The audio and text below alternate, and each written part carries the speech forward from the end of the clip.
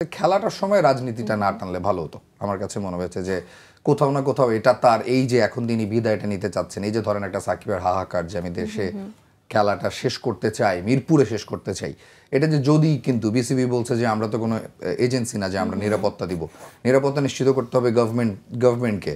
আর এই গভর্নমেন্ট তো এসেছেই আওয়ামী লীগ সরকারের পতনের মধ্যে দিয়ে, অনেক কিছু অনেক ইভেন বাক্স রয়ে গেছে। বাট আমার মনে হয় সাকিব আল হাসান অনেকগুলো ক্ষেত্রে আমাদের জন্য উদাহরণ, আমাদের কোনটা করা উচিত কোনটা করা উচিত না। বিসিবির কথা যদি বলি, তারা যেরকমটা জানিয়েছে সংবাদ সম্মেলনে, তারা আসলে এভাবে পার্সোনালি কাউকে ওভাবে সার্ভিস দিতে পারবে না। তো বিসিবির মুভমেন্ট দেখে মনে হচ্ছে কি যে আমরা এতদিনের পারফরমেন্স বা সাকিব আল হাসান যেরকম বলছিলেন বাংলাদেশের জন্য করা বা টিমের জন্য যেভাবে খেলেছেন, কি মনে হয় মুভমেন্ট দেখে করতে চায় কিনা বিসিবি? আমার মনে হয় আমি ফারুক আহমেদকে যতটুকু চিনি, আমার মনে হয় তিনি করতে অবশ্যই চাইবেন। তিনি কেন, বোর্ডের প্রত্যেকটা মানুষই করতে চাইবেন। Shakib Al Hasan is our best player. Shakib Al Hasan মানেই সবাই বাংলাদেশ নামেই চেনে। সো তার শেষ ইচ্ছাটা যদি হয় যে তিনি মিরপুরে টেস্ট খেলবেন শেষটা, সেটা কেন না? তো বিসিবির আসলে এখানে আমার মনে হয় হাত পাটা বাঁধা। হ্যাঁ, হয়তো এখানে একটা ডিবেট হতে পারে যে বিসিবি যেভাবে বলেছে যে আমরা আসলে করতে পারছি না, এই কাজটা না করে হয়তো একটু সফটলি জিনিসটা তারা গেমটা হয়তো ডিফারেন্টভাবে খেলতে পারতো।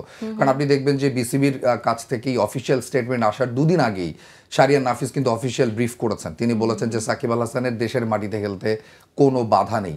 এরকম একটা স্টেটমেন্টের পরে যখন আবার স্টেটমেন্টটা আসে যে আমরা নিরাপত্তা দিতে পারবো না, যদিও দুটো ব্যাপার, বাট তারপর আমার মনে হয় বিসিবির পক্ষ থেকে লিয়াজোটা যদি গভর্নমেন্টের সাথে করা হয়, সেক্ষেত্রে সাকিবের এই শেষ টেস্ট খেলার ইচ্ছাটা পূরণ হতেও পারে। আমি কখনোই চাই না প্লেয়াররা খেলা রাজনীতি তো করতেই পারে, যার যার ব্যক্তিগত ইচ্ছা, খেলা অবস্থায় কেউ যাতে ওই পলিটিক্সের সাথে ইনভলভ না হয়। আমি মাশরাফির সময় বলেছিলাম, মাশরাফির যদিও এমপি হয়েছে, অনেক লম্বা সময় সার্ভিস দিয়েছে পলিটিক্যালি, কিন্তু আমি তারপরেও চাই নাই।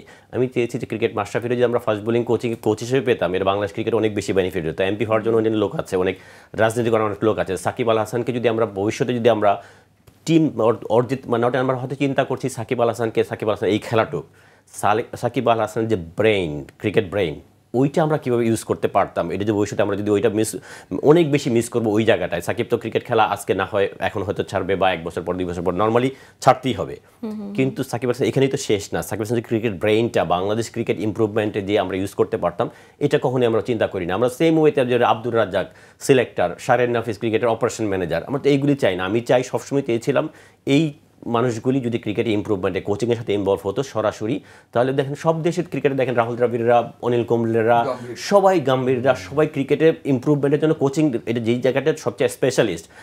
আপনি কিন্তু ওই জায়গাটা স্পেশালিস্ট তৈরি করতে পারবেন না। 50 টেস্টের এক্সপিরিয়েন্স কিন্তু বা 100 টেস্টের এক্সপিরিয়েন্স কিন্তু অন্য কেউ পারবে না। যারা খেলেছে মাঠে তারাই ওই এক্সপিরিয়েন্সটা শেয়ার করতে পারবে প্লেয়ারের সাথে, বা ইম্প্রুভমেন্টের জায়গাটা কাজ করতে পারবে। আর যেটা হলো যেই জায়গাটা বলছিলেন যে সাকিব খেলতে পারবে কিনা, বিসির হাত পা বাঁধা কিনা, ডেফিনেটলি এই জায়গায় একটা ক্রিকেট বোর্ডের বাধ্যবাধকতা আছে। তারপরেও আমি বলবো ক্রিকেট বোর্ড থেকে আমি চাবো যে সর্বাত্মক সহযোগিতা করবে, সর্বাত্মক চেষ্টাটা করবে। তারপরে যেহেতু এটা গভর্নমেন্ট কল, গভর্নমেন্টের একবার হায়েস্ট অথরিটি থেকে এটা ক্লিয়ারেন্স লাগবে, যদি সব কিছু মিলে তাহলে হয়তো পারবে। কিন্তু ক্রিকেট বোর্ড থেকে আমি চাই যে সর্বাত্মক সহযোগিতা বা চেষ্টাটা করবে।